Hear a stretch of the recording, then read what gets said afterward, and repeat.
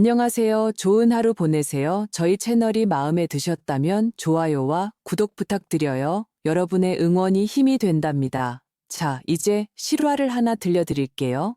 오늘의 주인공은 78살의 한 할머니입니다.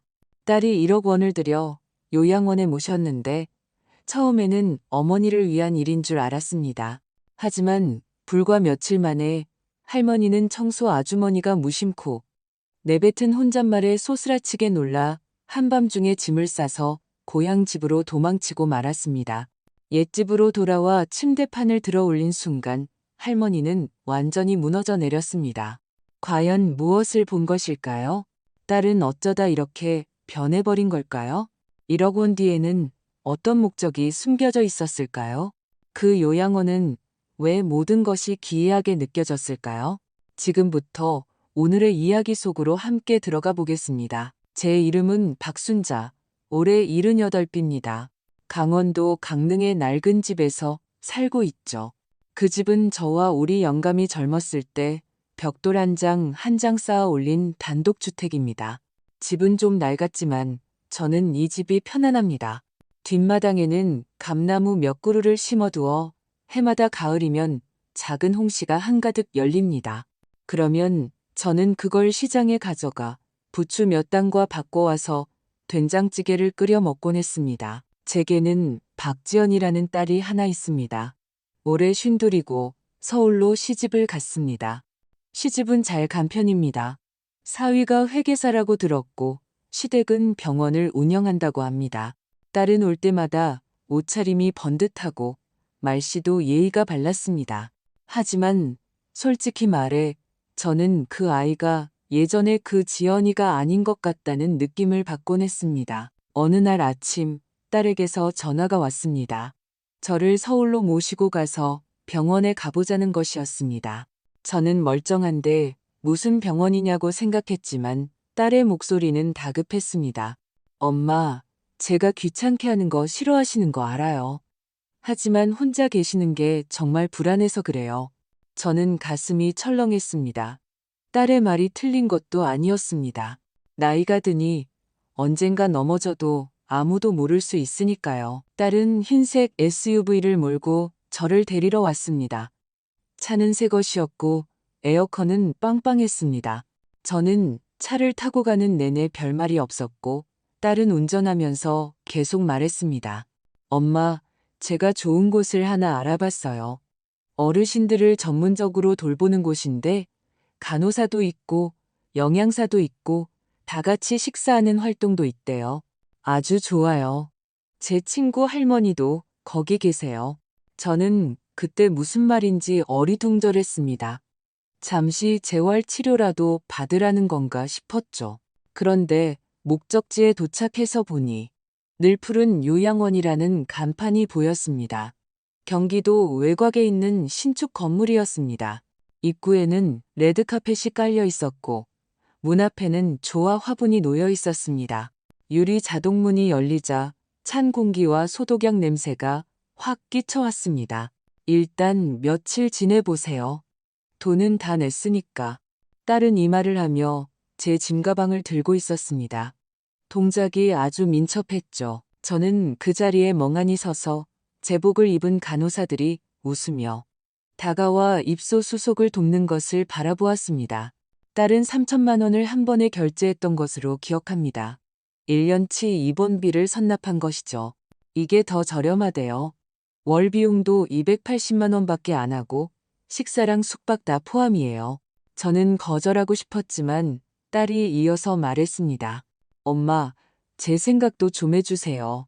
저도 가정을 돌보면서 일해야 하는데 엄마가 시골에서 혼자 계시다가 무슨 일이라도 생길까봐 걱정되잖아요. 이것도 효도하는 거예요. 효도라고? 제 마음속에서 어떤 목소리가 조용히 물었습니다. 어째서 너의 효도는 잘 짜인 계획처럼 들리는 걸까? 저는 그 말을 입 밖으로 내지 않았습니다. 어쨌든 그 아이는 제 유일한 자식이니까요. 입소 동의서에 서명을 마치자 딸은 강릉에 다녀오겠다고 했습니다. 집에 있는 중요한 물건들을 좀 챙겨오겠다는 것이었습니다. 엄마, 그 금고 열쇠 아직도 그 붉은 꽃무늬 소파 밑에 있죠? 딸은 아주 자연스럽게 무심한 척 물었습니다. 저는 순간 별 생각 없이 대답했습니다. 응, 아마 거기 있을 거야. 말을 하고 나서 바로 후회했습니다. 딸은 웃으며 제 손등을 토닥였습니다. 괜찮아요. 제가 잘 챙겨 놓을게요. 걱정 마세요. 제가 어떻게 걱정을 안 할 수 있겠습니까? 그 금고 안에는 저와 우리 영감이 평생 모은 것들이 들어 있었습니다. 금반지 몇 개와 1980년대의 산팔찌 하나, 그리고 영감이 세상을 떠나기 전 제게 써준 편지 한 통이 있었죠. 저는 그 편지를 한 번도 열어보지 않고 그저 기념으로 간직하고 있었습니다. 밤이 되자 저는 요양원 베란다에 서서 먼 곳을 바라보았습니다. 어둠은 금방 내렸고 벌레 우는 소리도 야시장 소리도 들리지 않았습니다. 저는 예전에 강릉 시골집이 조용하다고 생각했는데 이제야 알았습니다. 이곳의 조용함은 사람을 두렵게 만드는 공허함이라는 것을요. 간호사가 문을 두드리며 생긋 웃으며 말했습니다. 박순자 어머님, 팔씨에 약 드시는 거 잊지 마세요. 오늘 저녁은 옥수수 수프와 그라탱으로 준비했어요. 저는 고개를 끄덕였지만 마음은 심란했습니다. 저는 평생 그라탱 같은 건 먹어본 적이 없었습니다. 평생 된장찌개에 밥 말아 먹고 나물 반찬을 먹으며 살아왔는데 저는 옛집의 천장 틈새와 선풍기의 윙윙거리는 소리, 그리고 제가 원할 때 불을 끌 수 있는 자유가 그리워지기 시작했습니다. 딸은 여기가 아주 좋다고 했지만 저는 남이 정해준 편안함 속에서 살고 싶지 않았습니다. 제가 까다로운 노인이라서가 아닙니다. 저는 분명히 알고 있었습니다. 이곳은 제 자리가 아니라는 것을. 입소 사흘째 저는 여전히 잠을 설쳤습니다. 그 침대는 새 것이고 푹신해 보였지만 어떻게 누워도 불편했습니다. 등 뒤에 항상 무거운 것이 짓누르는 것 같았죠. 뒤척이며 잠을 이룰 수가 없었습니다. 저는 불평하지 않았습니다. 노인네가 까다롭다는 말을 들을까봐 두려웠습니다. 이곳은 매일 아침 7시 정각에 방송이 나옵니다. 잔잔한 클래식 음악이 흘러나오고 모두 거실로 나와 스트레칭 체조를 하라고 합니다. 체조가 끝나면 아침 식사를 합니다. 흰죽 한 그릇, 나물 반찬 한 접시, 장조림 조금, 그리고 이가 약한 사람들을 위해 만든 것처럼 보이는 부드러운 빵. 매 끼니가 규칙적이었지만 저는 아무 맛도 느낄 수 없었습니다. 식사 시간에 저는 창가 자리에 앉았습니다. 옆자리에는 강시성을 가진 할머니가 앉아 있었는데 대략 70대 초반으로 보였고 목소리가 가늘었습니다. 그 할머니는 제가 새로 온 얼굴인 것을 보고 막 이사 왔냐고 물었습니다. 저는 사흘째라고 고개를 끄덕였습니다. 그녀는 살짝 미간을 찌푸렸습니다. 사흘째면 아직 적응 안 되는 게 당연하죠. 혹시 김 할머니 만나봤어요? 저는 고개를 저었습니다. 아니요. 그분은 지난달까지 어머님 자리에 앉아 계셨는데 며칠 만에 그만. 어떻게 되셨는데요? 그녀는 벽에 달린 CCTV를 힐끗 쳐다보더니 입을 꾹 다물었습니다. 아무것도 아니에요. 저는 가슴이 철렁 내려앉았습니다. 무슨 일인데요? 병원에서는 심근경색이라고 했어요. 하지만 듣기로는 그분도 계속 침대가 불편하다고 밤마다 숨이 차다고 하셨대요. 저는 더 이상 묻지 못했습니다. 식사를 마치고 방으로 돌아와 잠시 눈을 붙였습니다. 점심시간이 가까워졌을 때 청소 아주머니 한 분이 청소를 하러 들어왔습니다. 그녀는 체구가 작고 피부가 약간 검었으며 안경을 쓰고 있었습니다. 제 딸보다 젊어 보였죠. 그녀는 바닥을 쓸면서 중얼거렸습니다. 어휴, 이 방 또 사람이 바뀌었네. 침대는 바꾸지도 않고 전에 있던 할머니는 갑자기 돌아가셨는데 저는 온몸이 굳어 침대에서 벌떡 일어났습니다. 그녀는 저를 보고 깜짝 놀랐습니다. 제가 아직 방에 있는 줄 몰랐던 모양입니다. 제가 물었습니다. 전에 있던 분은 어떻게 되셨는데요? 그녀는 금세 어색한 미소를 지으며 말했습니다. 아무것도 아니에요, 어머님. 제가 괜한 소리를 했네요. 신경 쓰지 마세요. 화장실 청소할게요. 그녀는 물통을 들고 화장실로 들어간 뒤 다시는 아무 말도 하지 않았습니다. 그 순간 저는 온몸이 떨렸습니다. 날씨 때문이 아니었습니다. 이곳의 모든 것이 질서정연해 보이지만 그 이면에는 우리가 볼 수 없는 무언가가 숨겨져 있을지도 모른다는 사실을 갑자기 깨달았기 때문입니다. 강 할머니의 말이 떠올랐습니다. 며칠 동안 잠 못 이루게 하던 등 통증이 생각났습니다. 갑자기 돌아가셨다는 그 말이 귓가에 맴돌았습니다. 그리고 지연이가 저를 서둘러 이곳으로 오게 한 것, 저를 위한다면서 금고를 잘 챙겨주겠다고 한 말이 떠올랐습니다. 저는 더욱 잠을 이룰 수 없었습니다. 저는 옷장에서 신분증과 휴대폰이 든 작은 가방을 꺼내 다시 확인했습니다. 휴대폰은 그대로 있었지만 이상하게도 연락처에는 딸 지연이의 이름 하나만 남아 있었습니다. 분명히 친구들 전화번호 몇 개를 저장해뒀는데 전부 사라진 것입니다. 서랍을 열어보니 제 은행 통장도 원래 것이 아니라 새로 발급받은 사본이었습니다. 그 순간 저는 더 이상 아무 말도 하지 않고 모든 것이 정상인 척했습니다. 하지만 마음속으로는 이미 결심을 굳혔습니다. 한밤중이 되어 이곳에 사람이 줄고 불이 꺼지면 저는 강릉으로 제 집으로 돌아가야겠다고. 저녁 식사 후 저는 산책하는 척하며 안내 데스크로 가서 직원에게 물었습니다. 혹시 이 근처에 편의점이 있나요?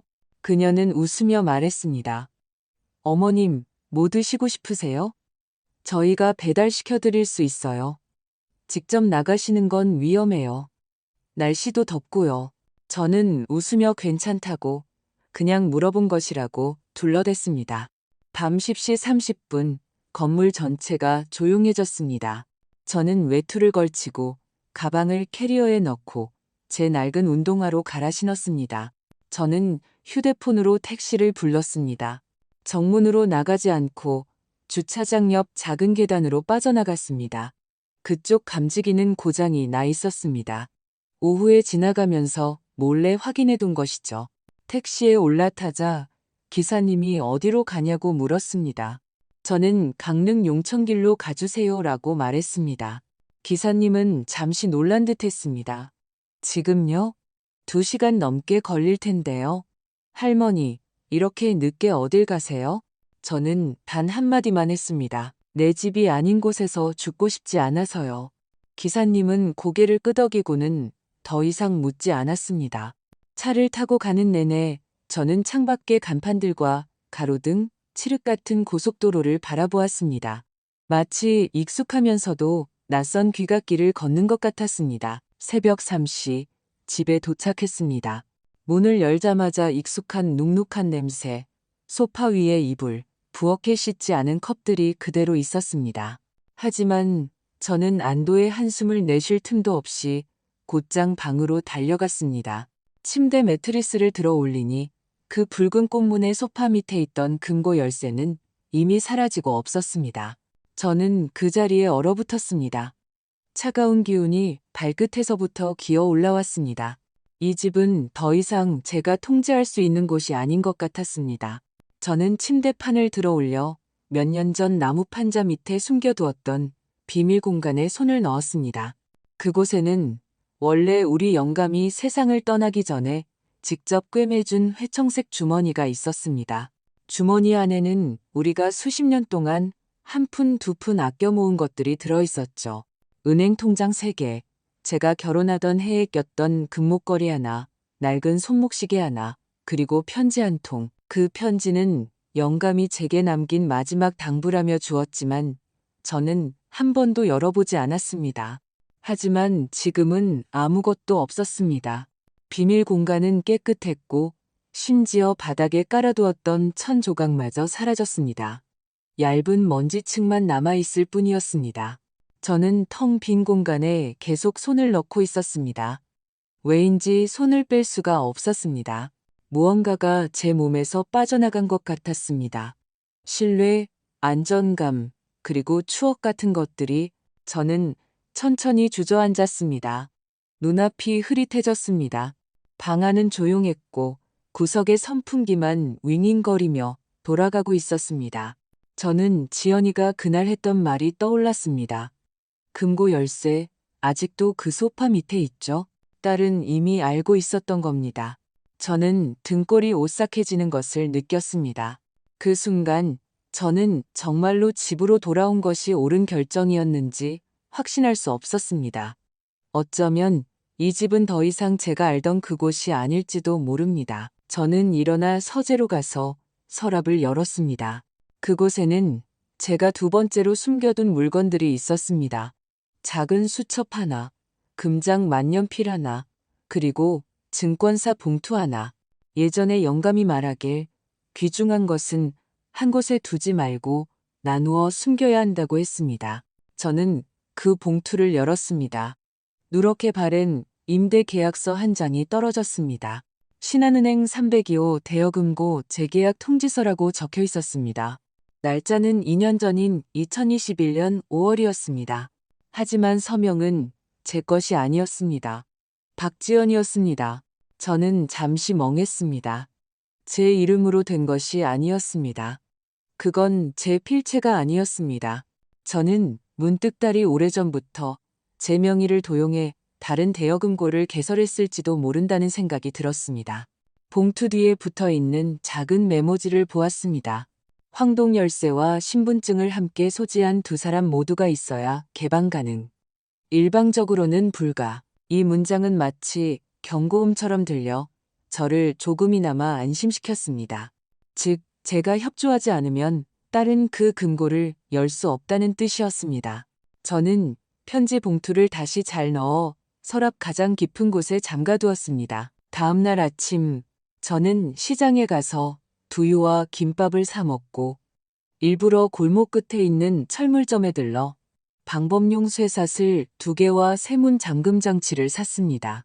저는 집 현관문에 두 번째 잠금 장치를 달고 대문 렌즈 구멍을 테이프로 막아버렸습니다. 누가 오는 것이 두려워서가 아니라 다시는 제가 만만한 바보 취급을 당하고 싶지 않아서였습니다. 점심때 저는 거실 소파에 앉아 멍하니 벽을 바라보았습니다. 벽에는 저와 영감의 사진이 걸려 있었습니다. 제주도에서 찍은 사진이었죠. 저는 보라색 트렌치 코트를 입고 있었고 그는 아직 공무원 퇴직 전이었는지 낡은 양복을 입고 있었습니다. 그때의 우리는 부유하지는 않았지만 만족하며 살았습니다. 제가 구석에 선풍기를 끄려고 손을 뻗었을 때 눈꼬리에 선풍기 옆 콘센트에 작은 틈이 있는 것이 보였습니다. 가까이 다가가 보니 그것은 숨겨진 USB 포트였습니다. 심장이 쿵 하고 내려앉았습니다. 이건 제가 설치한 것이 아니었습니다. 저는 허리를 숙여 손가락으로 조심스럽게 그것을 떼어냈습니다. 작은 장치가 떨어져 나오면서 콘센트 뒤에 연결된 가느다란 전선이 딸려 나왔습니다. 저는 온몸이 차갑게 식었습니다. 이것은 카메라였습니다. 콘센트 구멍으로 위장한 초소형 감시 카메라. 저는 제 눈을 믿을 수가 없었습니다. 내 집, 바로 내 집에 누군가 감시 카메라를 설치해 둔 것입니다. 저는 부엌, 방, 화장실을 둘러보았습니다. 그곳들에도 환풍기나 센서 등이 설치되어 있었지만 저는 한 번도 의심해 본 적이 없었습니다. 저는 화장실로 달려가 벽에 꽂힌 드라이어 플러그도 뽑아보았습니다. 똑같은 것이 콘센트 안에 숨겨져 있었습니다. 손이 떨렸습니다. 저는 방마다 샅샅이 확인했습니다. 거실에 2개, 침실에 하나, 화장실에 하나, 부엌에 하나. 전부 같은 종류의 장치였습니다. 저는 천천히 소파에 다시 주저앉았습니다.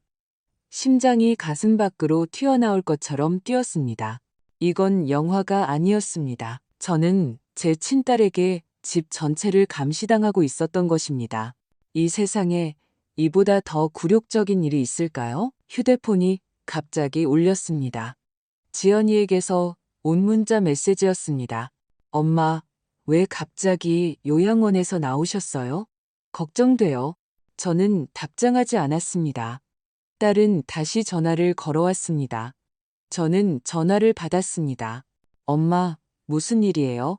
괜찮으세요? 그 요양원 침대 다 예약해둔 건데 돈도 다 냈고요. 왜 혼자 돌아가셨어요? 그냥 집에서 하룻밤 자고 싶었어. 저는 차갑게 말했습니다. 엄마, 혹시 뭐 오해하신 거 아니에요? 내 침대 밑에 있던 물건들 네가 가져갔니? 전화기 저편에서 잠시 침묵이 흘렀습니다. 딸의 목소리가 부드러워졌습니다.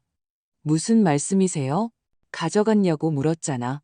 딸의 목소리가 갑자기 다급해졌습니다. 엄마, 아니에요. 전 아무것도 안 건드렸어요.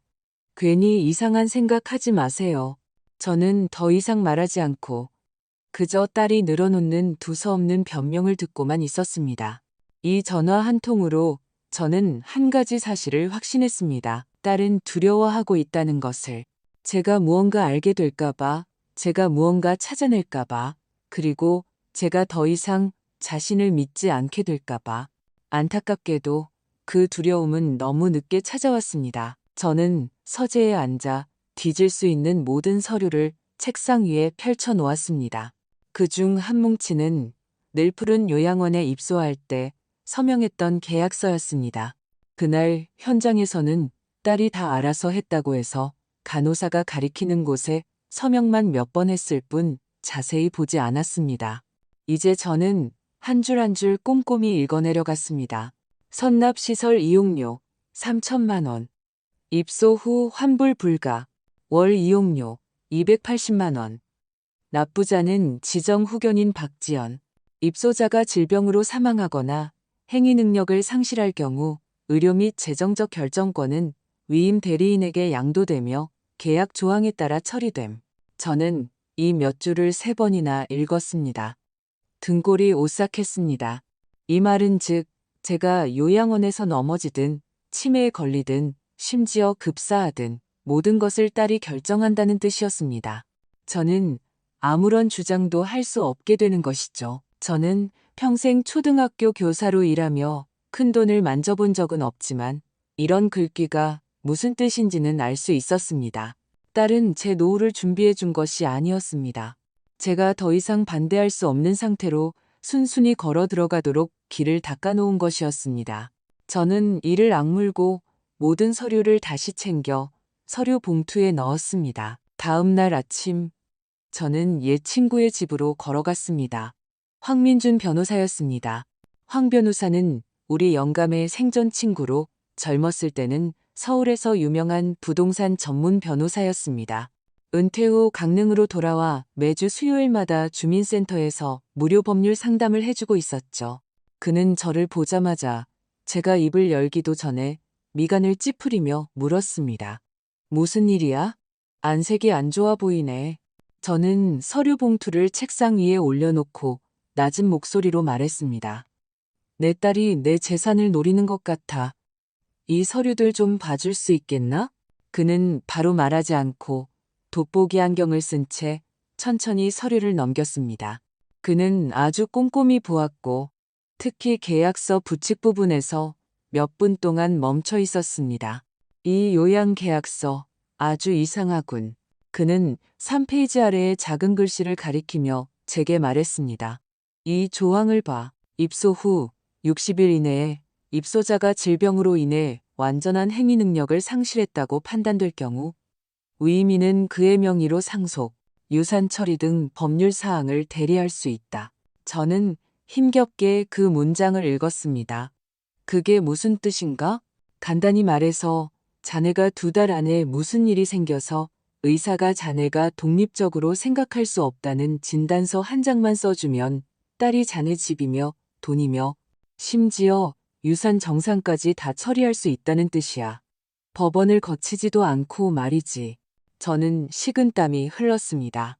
게다가 여기 적힌 의사소견서는 딸이 직접 의료 자문단을 고용해서 발급받을 수 있다고 되어 있어.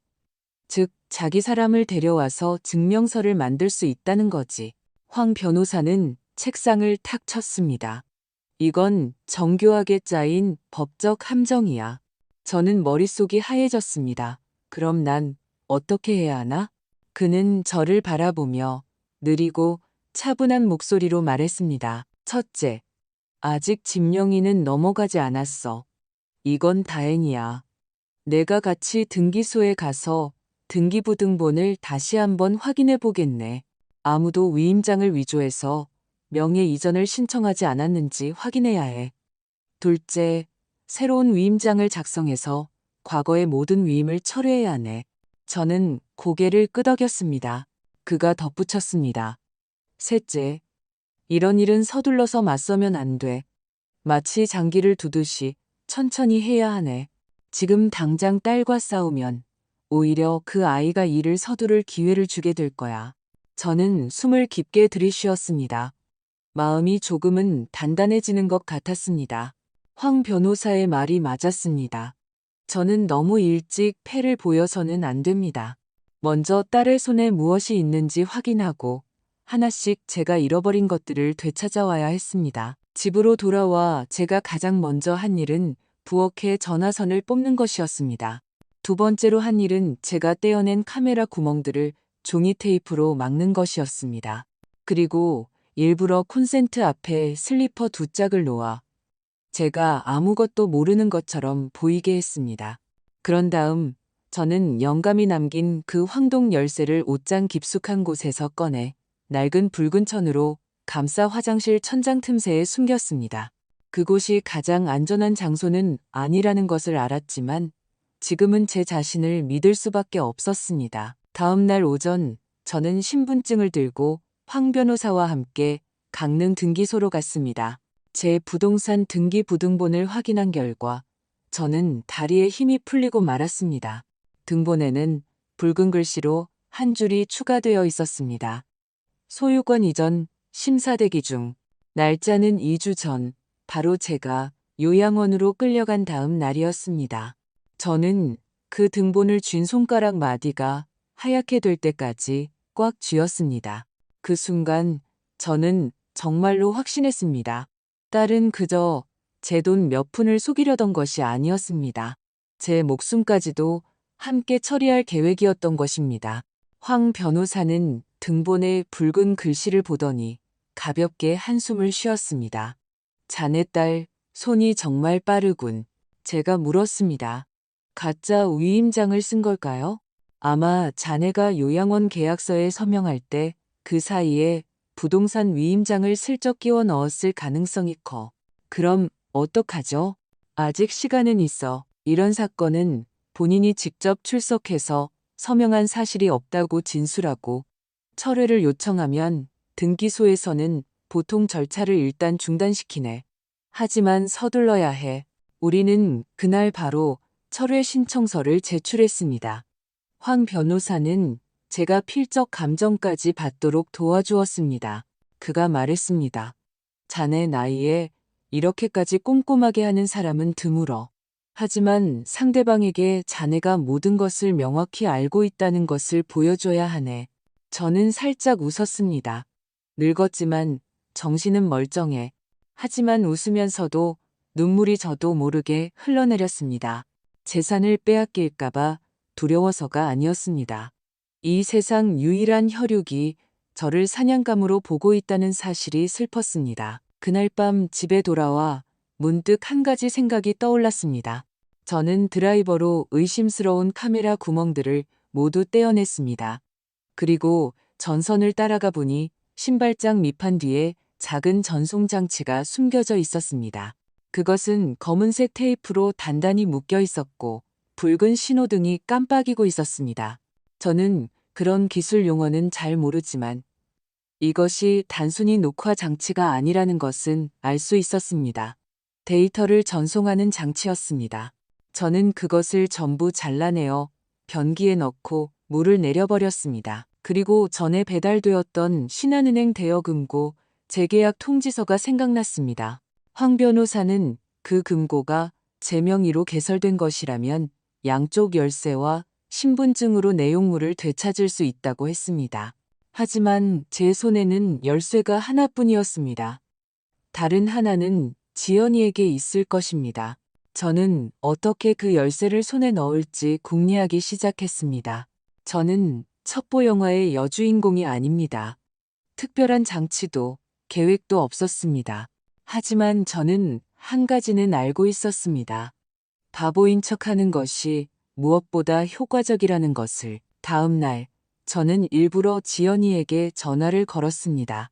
지연아, 어젯밤 갑자기 그쪽 침대가 더 편하게 잔 것 같다는 생각이 드네.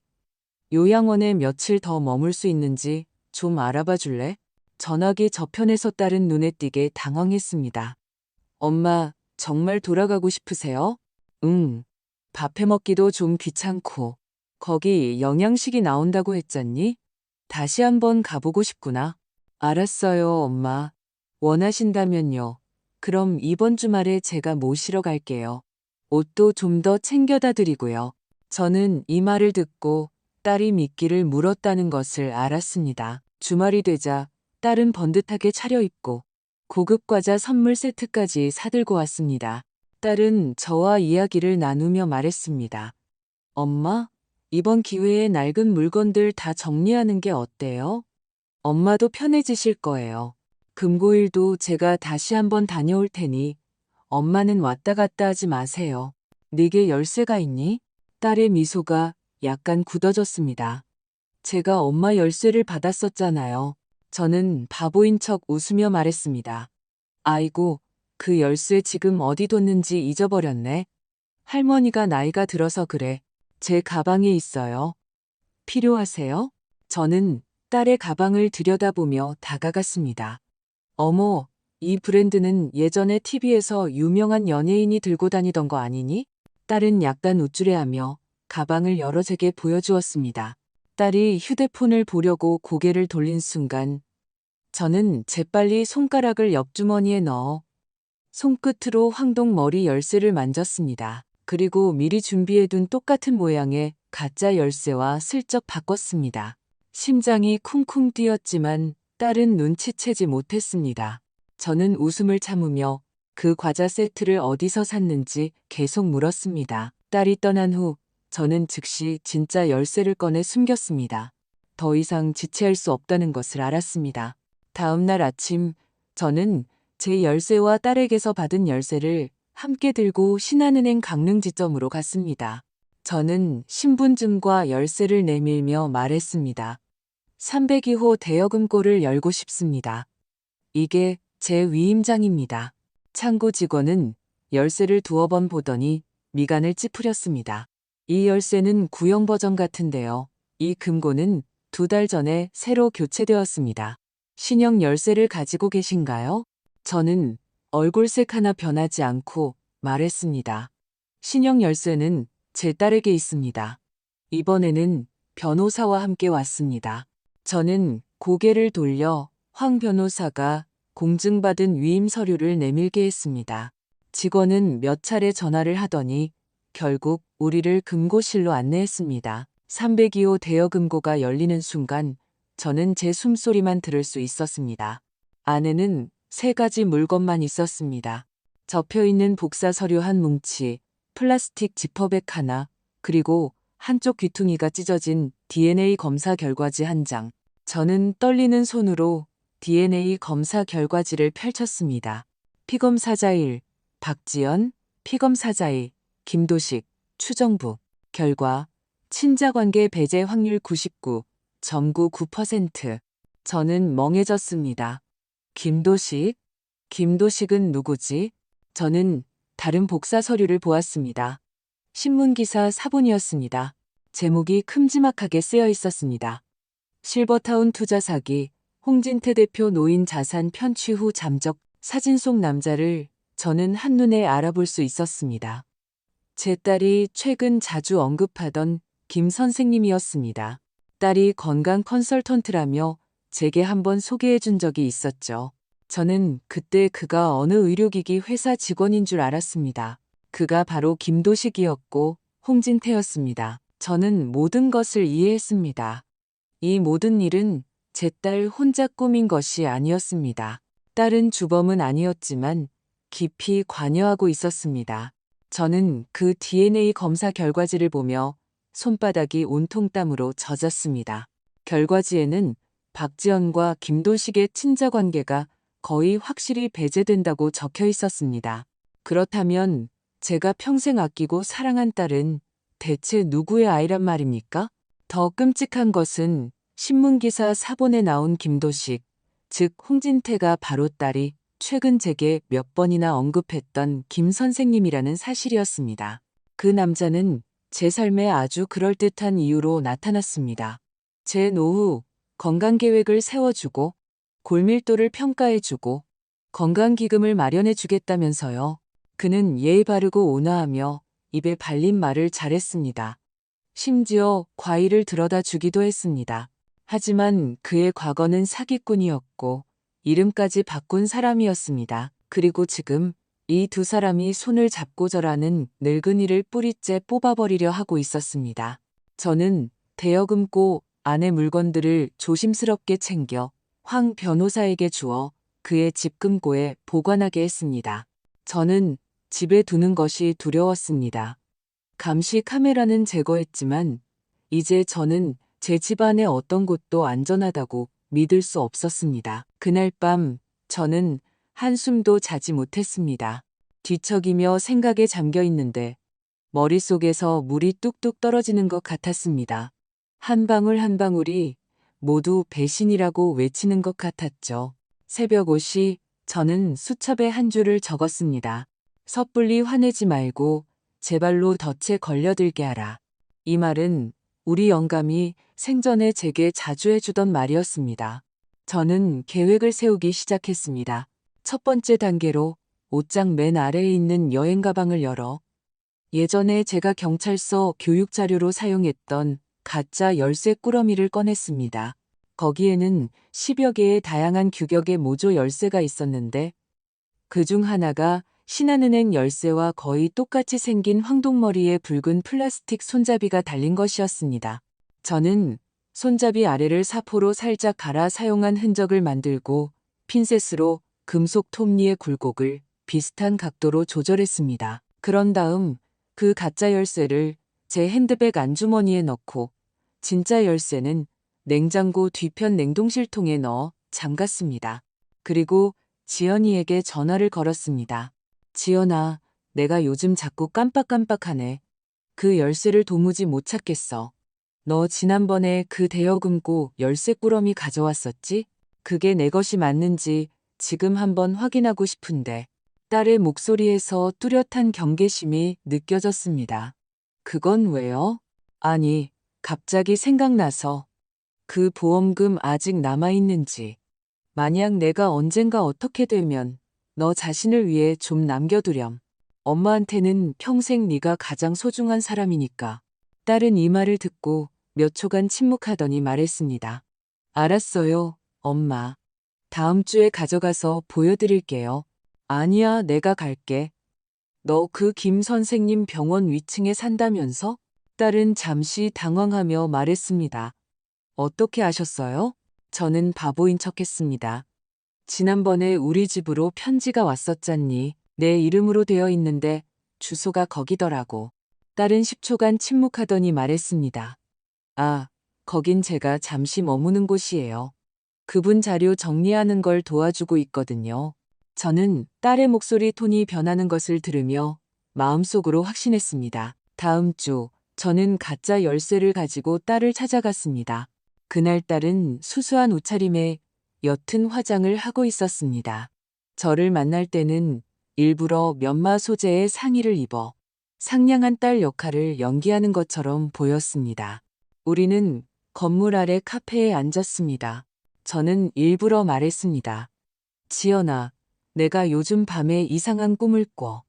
아빠가 찾아와서 물건을 돌려달라고 하더구나. 딸은 즉시 물었습니다. 무슨 물건이요? 저는 웃으며 말했습니다. 그냥 대여금고에 있는 것들이겠지. 내가 한번 가서 봐야 할까봐. 딸의 눈빛이 약간 흔들렸습니다. 별거 없어요. 보고 싶으시면 가서 보세요. 주소는 아시잖아요. 저한테 다시 물어볼 필요 없어요. 딸의 말투는 분명히 이 주제를 끝내고 책임을 제게 떠넘기려는 의도가 보였습니다. 그때 제가 말했습니다. 그럼 너 열쇠는 가지고 있니? 내 가방에 넣어뒀다고 기억하는데. 아니면 나한테 주렴. 내가 내일 혼자 다녀올게. 딸은 고개를 저으며 말했습니다. 저는 지금 쓸 일 없으니 엄마가 가지고 계세요. 그러고는 정말로 열쇠를 제게 건넸습니다. 저는 속으로 비웃었습니다. 딸은 제가 아무것도 모른다고 생각하고 가짜를 제게 준 것입니다. 저는 가방에서 준비해둔 가짜 열쇠를 꺼내 아무렇지 않은 척 딸과 교환했습니다. 그 순간 저는 기묘한 쾌감을 느꼈습니다. 딸은 자신이 저를 조종하고 있다고 생각하겠지만 저는 이미 딸의 급소를 쥐고 있다는 것을 몰랐을 겁니다. 다음 날, 저는 그 진짜 열쇠와 황 변호사가 남겨준 예비 위임장을 가지고 다시 신한은행으로 갔습니다.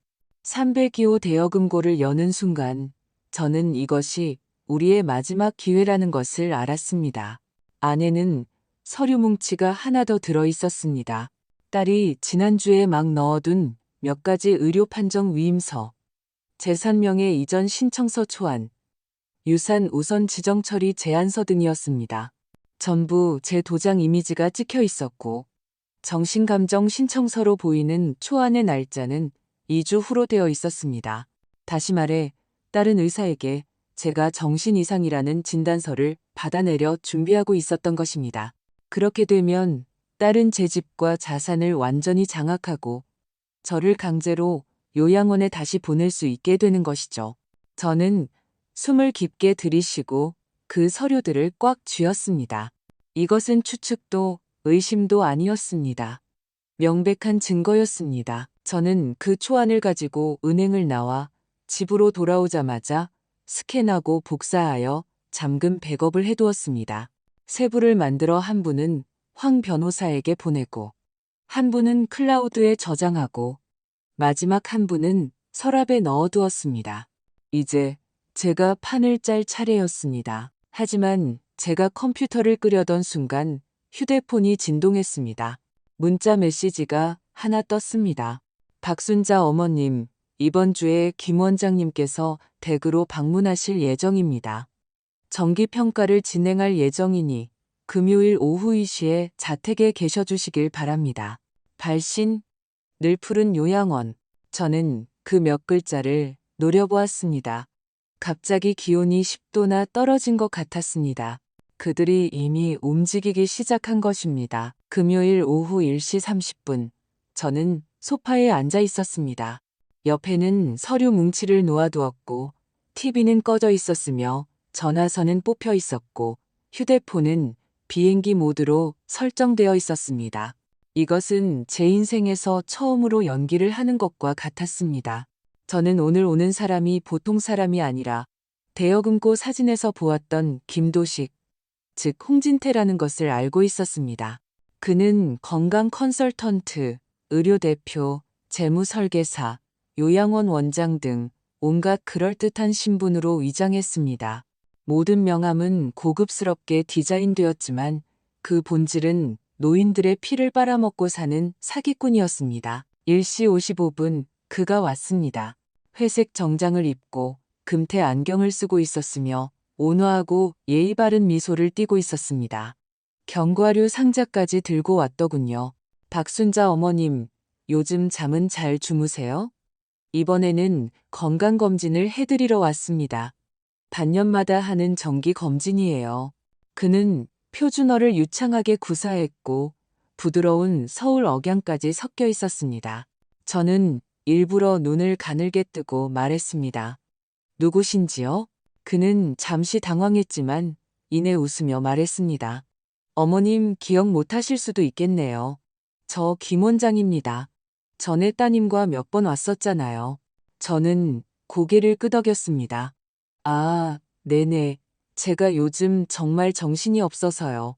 젊은이들은 다 비슷하게 생겨서. 괜찮습니다. 괜찮아요. 간단한 검사 좀 받아보시겠어요? 그는 서류 가방을 열었습니다. 안에는 두툼한 자료집과 청진기, 그리고 이상한 캡슐통이 들어있었습니다. 이게 뭔가요? 인지 기능검사 약제입니다. 일단 입에 물고 5분 정도 계시면 제가 몇 가지 질문을 드릴 겁니다. 저는 머뭇거리며 물었습니다. 이거 먹으면 제가 바보가 되나요? 그는 웃으며 말했습니다. 물론 아니죠. 뇌 반응을 촉진하는데 도움이 될 뿐입니다. 너무 많이 생각하지 마세요. 하지만 저는 마음속으로 똑똑히 알고 있었습니다. 이것이 바로 저의 판단력을 일시적으로 잃게 만드는 핵심일지도 모른다는 것을. 그들이 제가 질문에 3번 틀리거나 말이 횡설수설하는 것을 녹화하기만 하면 그것을 감정 증명서로 사용할 수 있을 테니까요. 저는 그 캡슐을 입에 물고 입술을 살짝 떨었지만 삼키지는 않았습니다. 혀로 어금니 옆에 밀어 넣었습니다. 그가 질문을 시작했습니다. 올해 연세가 어떻게 되세요? 82이요. 지금 어디에 사시죠? 부산에요. 오늘 무슨 요일이죠? 월요일, 아니, 금요일. 저는 일부러 답변을 더듬거리며 말했고, 그의 눈에 만족스러운 빛이 스치는 것을 보았습니다. 하나 더 여쭤볼게요. 따님 이름이 뭐죠? 저는 살짝 웃었습니다. 그 아이 이름은, 저는 일부러 5초간 뜸을 들이다가 그를 쏘아보며 말했습니다. 그 아이 이름은 홍지연이에요. 그의 얼굴색이 변했습니다. 드디어 허점이 드러났습니다. 저는 그가 김씨가 아니라 홍씨라는 것을 알고 있었습니다. DNA 검사 결과지가 이미 모든 것을 폭로했으니까요. 무슨 말씀이시죠? 저는 어리둥절한 척 고개를 저었습니다. 아이고, 제가 요즘 정말 정신이 없네요. 여러분은 제가 늙어서 마음대로 해도 된다고 생각하시는 거죠? 그는 대답하지 않고 화제를 돌렸습니다. 오늘은 여기까지 하죠. 어머님 푹 쉬세요. 나중에 따님께 연락해서 추가적인 진단이 필요한지 상의해 보겠습니다. 그는 약통을 챙겨나가면서 문 앞에서 말했습니다. 그럼 다음에 또 오겠습니다. 문이 닫히자마자 저는 즉시 화장실로 달려가 그 캡슐을 변기에 뱉어 물을 내려버렸습니다. 동시에 저는 숨겨둔 휴대폰 녹음 파일을 켰습니다. 모든 문답 과정을 녹음해 둔 것입니다. 저는 정말로 치매에 걸린 것이 아니었고 그에게는 공식적인 감정 권한도 없었습니다. 이 녹음 파일은 미래의 저의 가장 강력한 증거가 될 것입니다. 그날 밤 저는 서재로 돌아와 영감이 남긴 USB를 열었습니다. 그것은 원래 제가 감히 열어보지 못했던 것이었습니다.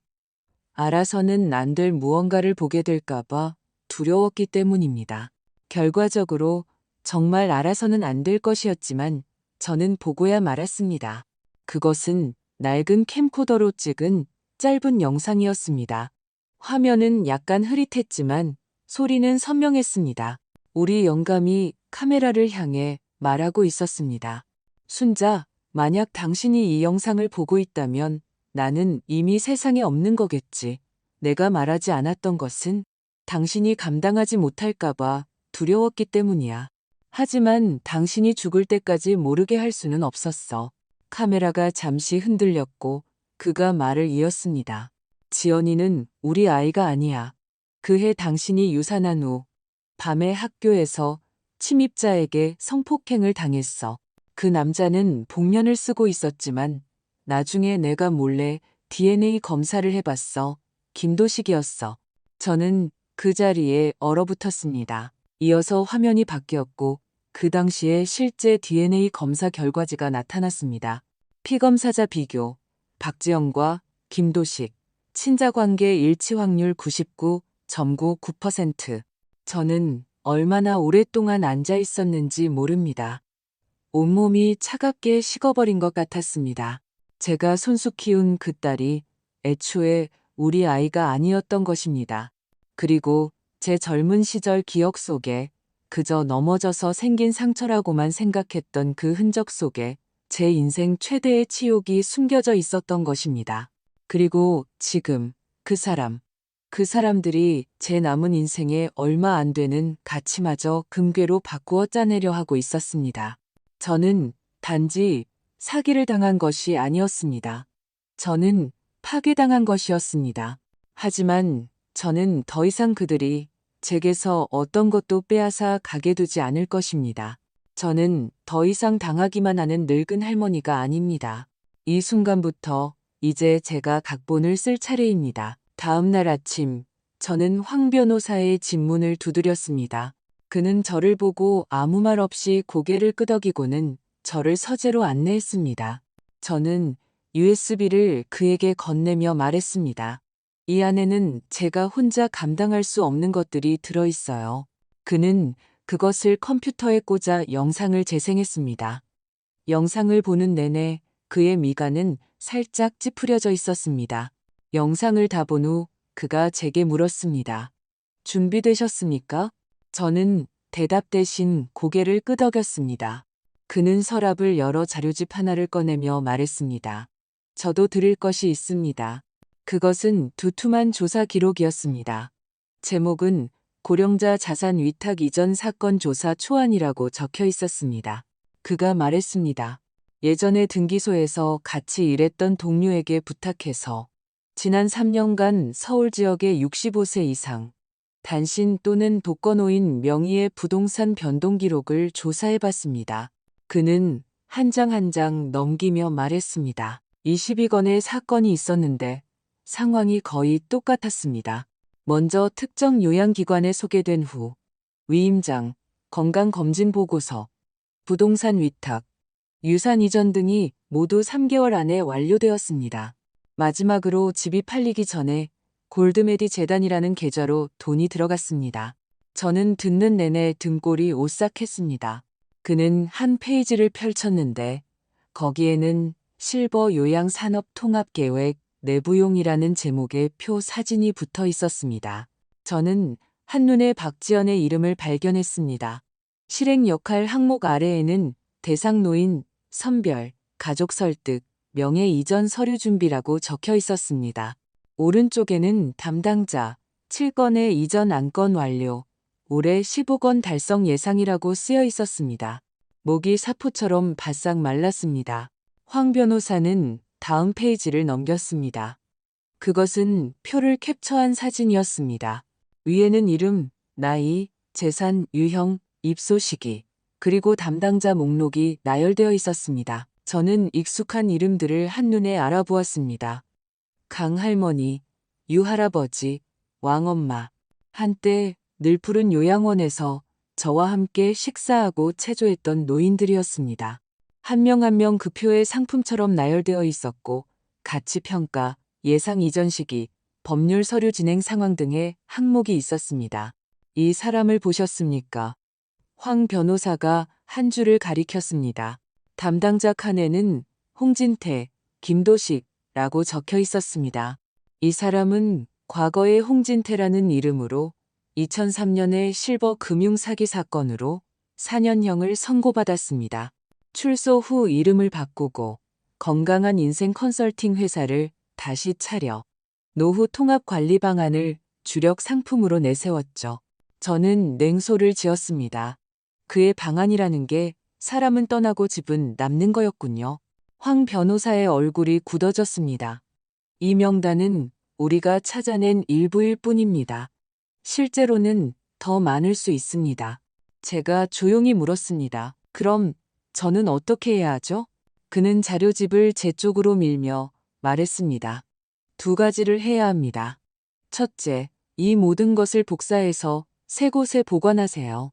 한 분은 제게, 한 분은 믿을 수 있는 제3자에게, 그리고 한 분은 직접 잘 숨겨두세요.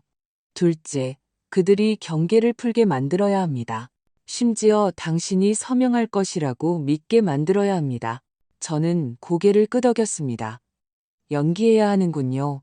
그들보다 더 실감나게 연기해야 해요.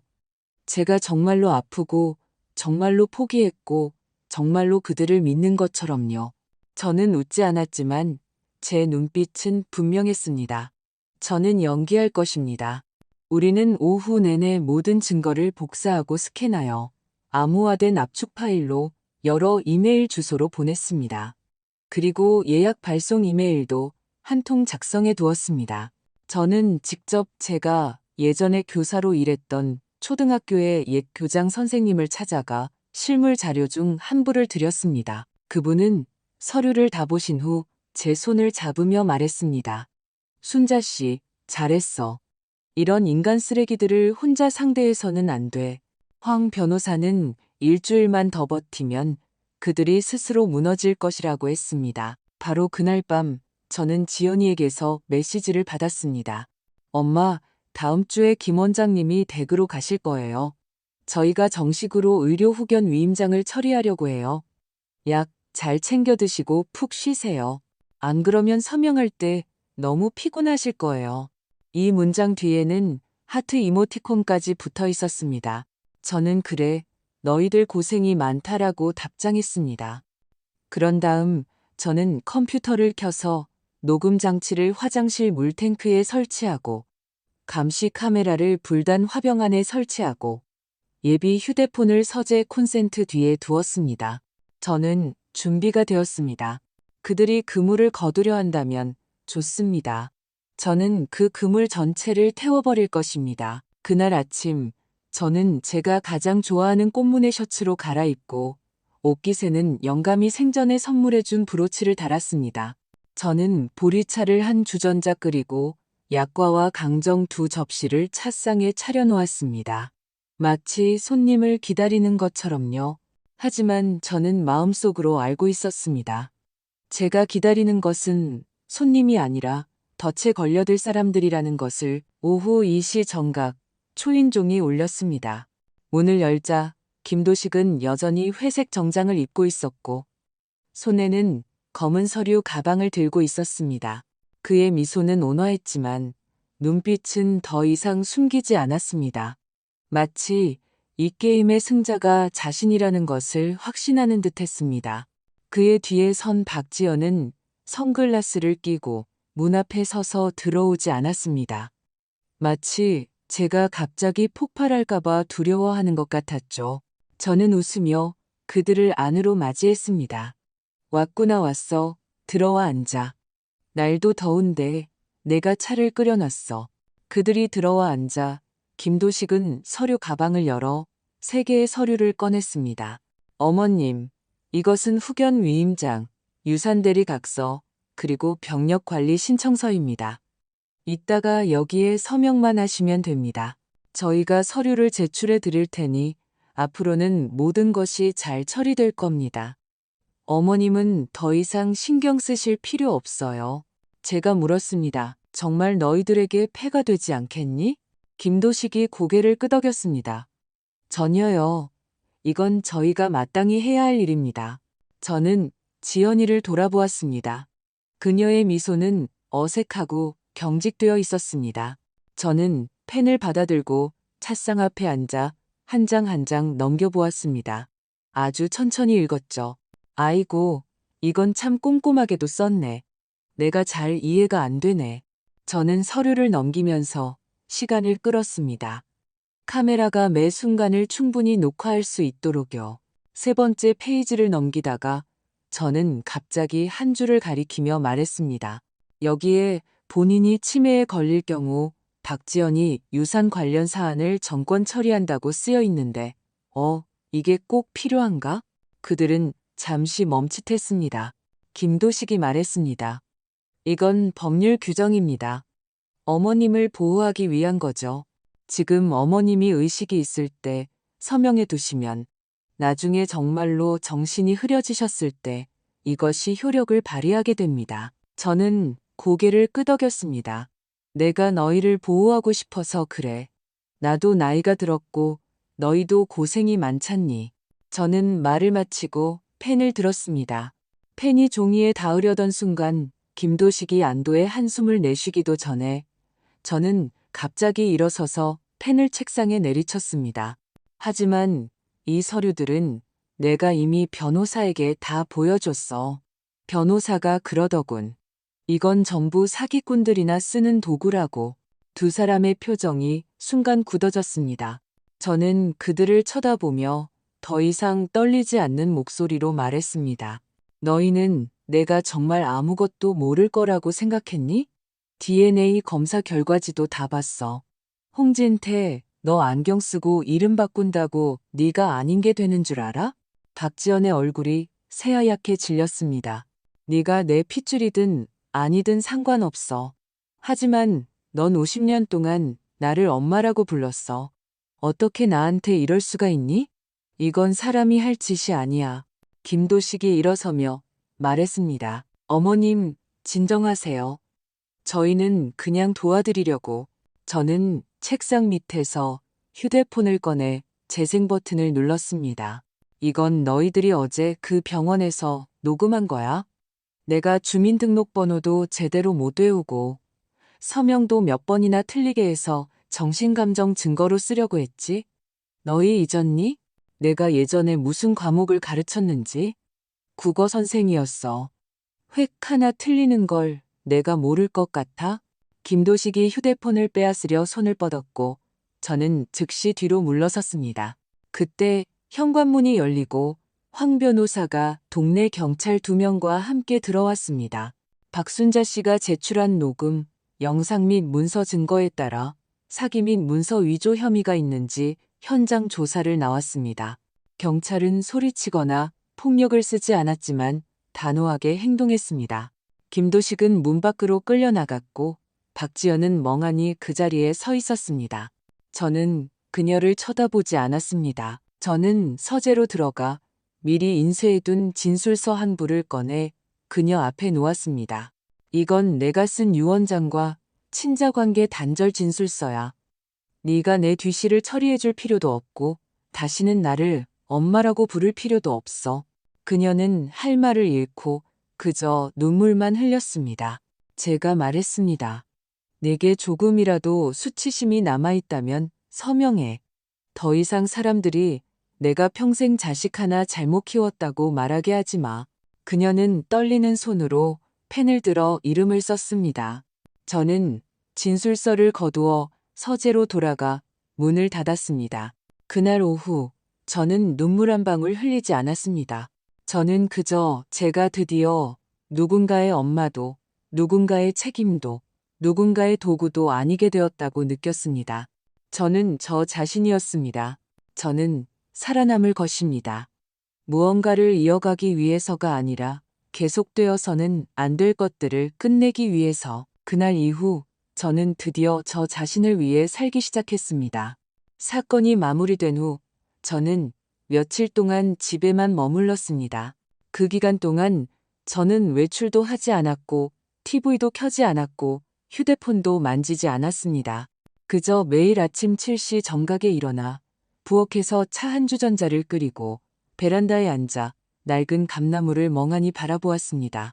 바람이 불어올 때면 우리 영감이 젊었을 때 즐겨 연주하던 옛 노래 봄날은 간다가 떠올랐습니다. 그는 늘 말했습니다.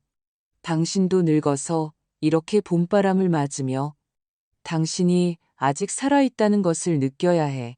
저는 지연이가 다시 연락해 올지 생각하지 않았습니다. 솔직히 알고 싶지도 않았습니다. 법적인 일들은 황 변호사가 전부 처리해 주었습니다. 등기소에서는 정식으로 위임이 철회되었고 자산 보관권은 다시 제게 돌아왔습니다. 그 위임장도 공증사무소에서 무효 처리되었습니다. 저는 모든 문 잠금 장치를 교체하고 과거에 감시당했을 가능성이 있는 모든 구멍을 막아버렸습니다. 그리고 떼어낸 초소형 카메라들을 투명한 유리병에 담아두었습니다. 그것들을 지나칠 때마다 저는 스스로에게 다시는 마음이 약해지지 말자고 다짐했습니다. 저는 집을 새로 도배했고 특히 벽에 걸려있던 부부 사진을 치우고 대신 산수화 한 점을 걸었습니다. 지리산의 일출이었습니다. 붉은 빛과 먹빛이 어우러져 마치 과거의 안개를 태워버리는 것 같았습니다. 어느 날 저녁 저는 문득 서랍을 열어 깨끗한 편지지 한 뭉치를 꺼내 편지를 썼습니다. 누군가에게 보내는 것이 아니라 제 자신에게 남기는 편지였습니다. 사랑하는 박순자에게 너는 이겨냈어. 이 세상이 너를 위해 박수 쳐주지도 환호해주지도 않았지만 너 자신은 알고 있어. 네가 아주 중요한 일을 해냈다는 것을. 너는 더 이상 다른 사람이 내 남은 인생을 결정하게 두지 않았어. 이제부터는 누군가 한마디 한다고 세 걸음 물러설 필요 없어.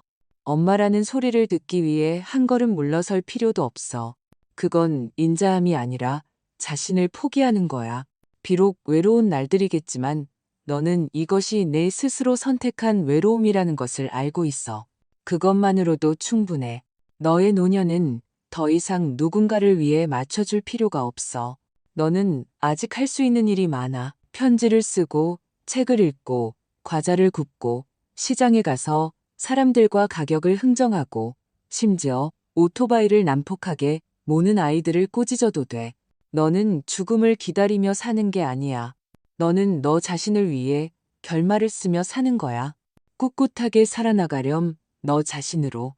나는 그 편지를 접어 책장 구석에 꽂혀 있던 초등교사 윤리 수칙책 안에 끼워 넣었습니다. 그리고 두꺼운 사전을 그 위에 덮어두었습니다. 미래의 나에게 무언가를 상기시키기 위해서가 아니었습니다. 지금의 나를 위해서였습니다. 내가 살아남았다는 것을 기적이 아니라 내 자신의 힘으로 살아남았다는 것을 알게 하기 위해서. 그날 밤 저는 생강차 한 잔을 타서 컴퓨터를 켰습니다. 그리고 10년 동안 구상만 해왔던 작은 책의 파일을 새 파일로 저장했습니다. 제목은 노년의 여성을 위한 50가지 자기 보호 방법. 첫 줄에는 이렇게 적혀 있었습니다. 첫 번째, 무언가 이상하다고 느낄 때 그것은 정말로 이상한 것이다. 저는 이 원고를 클라우드와 USB에 저장하고 CD로도 구워두었습니다. 다음 주에 주민센터에 가서 50불을 무료로 나눠줄 준비를 했습니다. 어떤 사람들은 제가 너무 진지하다고 웃을지도 모르지만 저는 알고 있습니다. 어떤 사람들, 특히 부엌 문가에 앉아 돋보기 안경을 쓰고 딸의 전화를 기다리는 여자들에게는 이것이 필요하다는 것을, 그들이 혼자가 아니라는 것을, 그들에게 제가 있다는 것을 알려주고 싶었습니다. 저는 더 이상 누군가의 엄마도 누군가의 부담도 아닙니다. 저는 그저 박순자일 뿐입니다. 외로움을 두려워하지 않는 한 늙은 할머니. 그리고 저는 드디어 무엇이 나 자신을 위해 사는 것인지 알게 되었습니다. 오늘의 사례는 여기까지입니다. 여러분은 이 사건을 어떻게 보십니까? 한 여인이 평생을 고생하고 늙어서는 편안한 노후를 보내는 대신 가장 가까운 사람에게 한 걸음 한 걸음 함정에 빠져 집과 돈, 심지어 말할 권리까지 빼앗길 뻔했습니다. 이것이 과연 가족이라고 할 수 있을까요? 어떤 분들은 할머니가 너무 쉽게 속았다고 말할지도 모릅니다. 이런 상황, 여러분 주변에서 본 적이 있으신가요? 혹은 직접 비슷한 경험을 하신 적이 있으신가요? 어떻게 대처하셨나요? 후회하는 점은 없으신가요? 혹은 무엇을 배우셨나요? 댓글로 여러분의 이야기를 함께 나눠주시길 바랍니다. 여러분이 딸이든 어머니든 며느리든 혹은 살면서 나이가 들면 사람을 너무 믿으면 안 된다고 느끼신 분들이든 누구든 여러분의 생각을 이야기해 주세요. 저희 채널은 박순자 할머니와 같은 더 많은 여성분들이 당신은 혼자가 아니다, 당신만 겪는 일이 아니다라는 것을 알게 되기를 바랍니다. 구독 버튼을 누르시고 이 영상을 주변의 자매, 어르신 혹은 이웃에게 공유해 주세요. 그리고 아래의 댓글로 이 사건에 대한 여러분의 생각을 남겨주세요. 더 많은 사람들이 보고, 듣고 자신을 보호하는 법을 배우게 되기를 바랍니다.